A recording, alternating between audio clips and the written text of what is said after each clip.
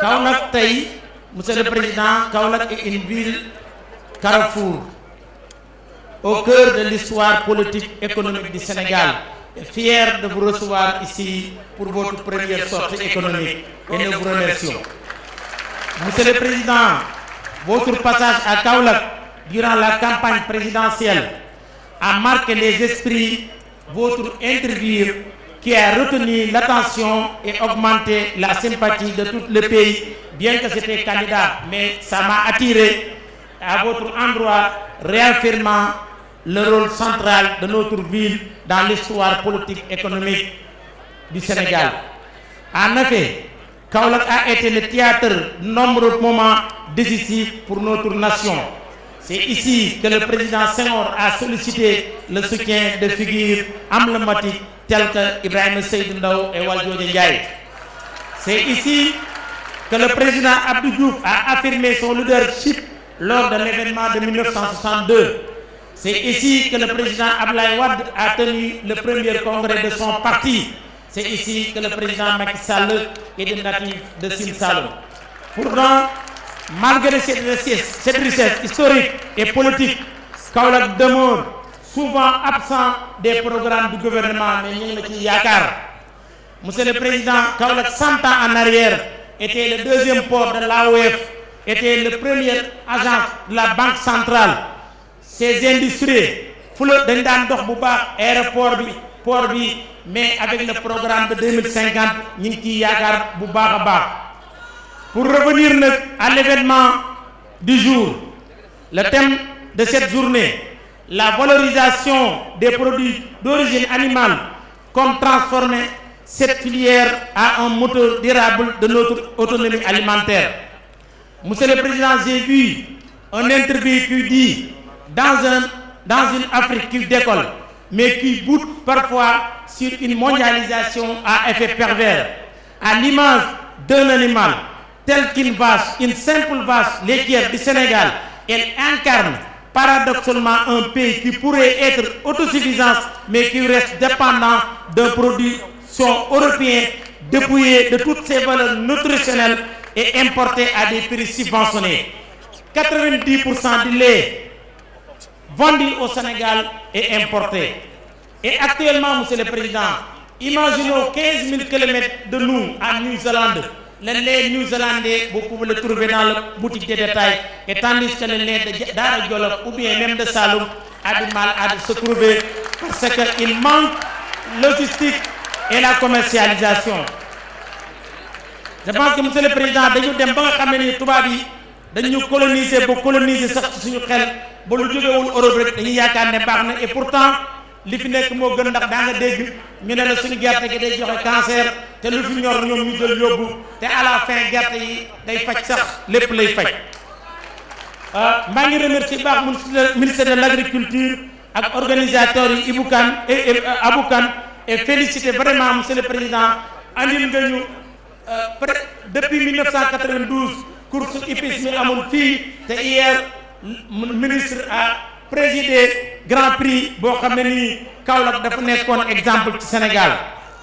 Monsieur le Président ma ñëw rek secteur privé gis nañ engagement bi nga jël pour formaliser le secteur privé man nag mën naa ci wax lu leer ndax ci secteur informel laa nekkoon ba ma ci jógee 1992 may na ma am buntu yu bëree bëri mais président formalisation bi na accompagner encadrement su ñuy wax nit ñi kaay leen formaliser et uniquement kaay fay impôt je pense que dana jafe te am na réew moo xam ne dama ko mën a visiter mu adapté benn système mooy les inspecteurs ou bien les acteurs des impôts on leur évalue sur l'évolution et le développement des sociétés qu'ils gèrent au lieu de leur évaluer sur les taxes qu'ils collectaient en tenant compte que si l'entreprise développe, les recettes augmentent et l'économie augmente. J'espère que loolu xam nga ko bu baax a baax. Monsieur le Président ma mujj rek waxal sunu mbokk commune di la ñaan tamit soo mënee organiser un semaine des chambres consulaires boole ko agence de la République da nga gis ne kenn ñi ngi jaar fii ñiy jaar fii te ensemble mën nga économiser ci sa budget plus de 200 milliards mu delluwaat ci ñoom. beneen bi mooy financement secteur privé soo mutualiser les fonds de COSEC, fonds de caisse de dépôt, caisse sécurité sociale, IPRES et CFC bi jóge ci employé secteur privé mën na mobiliser 5000 milliards ci fonds yooyu financer boppam duñ soxlaa dara état management bi rek moo des et je pense que loolu waxoon nga ñu ko keroog bi ñu fi ñëwee ma mujjee rek ci kii territorial yi monsieur le président sama discours nag su ma waxee ci secteur privé ma wax ci rôle central des communes, la dynamique du développement national. Le développement local est indissociable du dynamique du secteur productif. Nos actions s'articulent autour de l'aménagement du territoire, du développement économique. Nous avons réussi à optimiser nos ressources économiques. Ainsi, 60% de nos revenus, cela nous a permis, entre autres, de mettre en place un service municipal des travaux publics, grâce notamment à l'appui des jeunes militaires avec le commandement de zone, le gouverneur, le préfet. Toutes les collectivités ont besoin d'un appui plus conséquent pour être véritable relais de votre politique. À Kaolack, nous avons pu ramener le budget qui était de 4 milliards à 2022 à 8 milliards. Mais monsieur le président, les 5 milliards que nous investissons, on nous prélève presque à 18% de TVA et les impôts sur les salaires, ce qui est de 2 milliards, et la rétribution de l'appui de l'État n'est même pas 200 millions de francs. Monsieur le président aussi, am na loo xam ne nii yéen ko bëgg a def mooy désencombrement bi régulariser les Jakarta.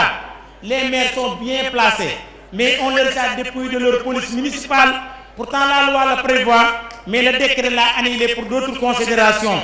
Ramenez-le, nous allons travailler avec le commandement territorial pour vous faire régner l'ordre calmement, sans aucun bruit. Je terminerai pour vous féliciter pour votre vision de Sénégal 2050, accélérer l'industrialisation et modernisation des infrastructures, renforcer la création des recherches à travers les partenariats publics-privés, promouvoir l'industrie économique et sociale, notamment pour les jeunes et les femmes, assurer un développement durable et économique. Le Sine Saloum se positionne donc comme un acteur clé de cette stratégie en alignant ses initiatives locales sur les orientations nationales. Nous sommes disposés à collaborer activement avec l'État pour concrétiser ces ambitions. Comme vous l'avez entendu hier, l'ensemble des maires vous ont réaffirmé ça. Que cette journée nationale de l'élevage marque le début d'une transformation à profondeur du secteur. Nous avons les ressources, nous avons la volonté et avec leadership, Monsieur le Président, nous réussissons. Vive l'élevage sénégalais, vive Kaolack, vive le Sénégal. Je vous remercie.